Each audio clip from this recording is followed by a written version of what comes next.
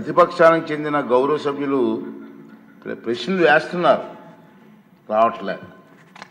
దాని మీద దాని కారణం ఏంటంటే వాళ్ళు ప్రశ్నలు వేయడం వల్ల మరొక 2 మెంబర్స్కి మాట్లాడే అవకాశం పోతుంది. అది సమంజసం కాదు ప్రజాస్వామ్యంలో. కానీ ప్రశ్నలు అడగడానికి సభలో ఉండటం లేదు. మీరు చూస్తూనే ఉన్నారు, ప్రశ్నలు వస్తున్నాయి, వాళ్ళు సభలోకి రావట్లేదు. ఈ కారణంగా సభలో ఎవరో ఒకరి ద్వారా మరో 2 ప్రశ్నలు అడిగే అవకాశం కోల్పోతున్నారు. ఇది చాలా దురదృష్టకరం. సభకు ఎన్నికైన గౌరవ సభ్యులు సగర్వంగా సభకు రావాలి. ప్రజలు ఎన్నుకున్నారు మిమ్మల్ని, సభలోకి వెళ్ళి మా సమస్య మాట్లాడమని.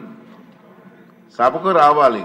ఎవరికీ కనిపించకుండా వచ్చి సభ్యులు హాజరు పట్టికలో సంతకాలు చేసి వెళ్ళిపోతున్నారండి, దొంగలలాగా వచ్చి. మీరు గౌరవ సభ్యులే, ప్రజలు ఎన్నుకున్నారు, మీరు ఎమ్మెల్యేస్.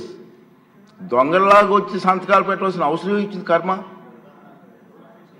ఒకసారి ఎమ్మెల్యేగా గౌరవప్రదమైన దీంట్లో ఉండి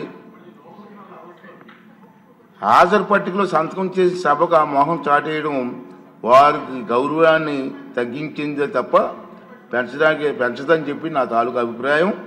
వీరిలో ముఖ్యంగా నా దృష్టికి వచ్చింది వై బాలనాగిరెడ్డి గారు, తాటిపర్తి చంద్రశేఖర్ గారు, రేగం లింగం గారు, మత్స్యలింగం గారు, విరూపాక్ష గారు, మత్స్యరాజ విశ్వేశ్వరరాజు గారు, ఆగిపాటి అమర్నాథ్ రెడ్డి గారు, దాసరి సుధ గారు.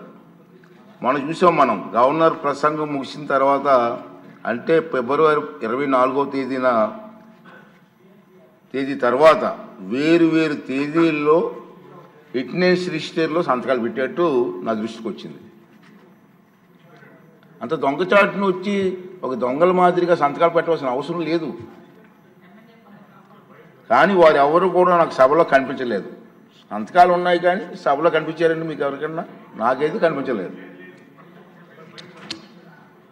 ఇది ఎంతవరకు సమంజసం వారే నిర్ణయించుకోవాలి.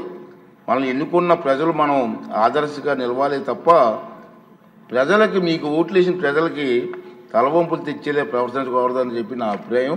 ఈ సభ ముందు పెట్టాలని చెప్పి నేను ఈ 2 విషయాలు మీకు తెలియజేస్తున్నానండి.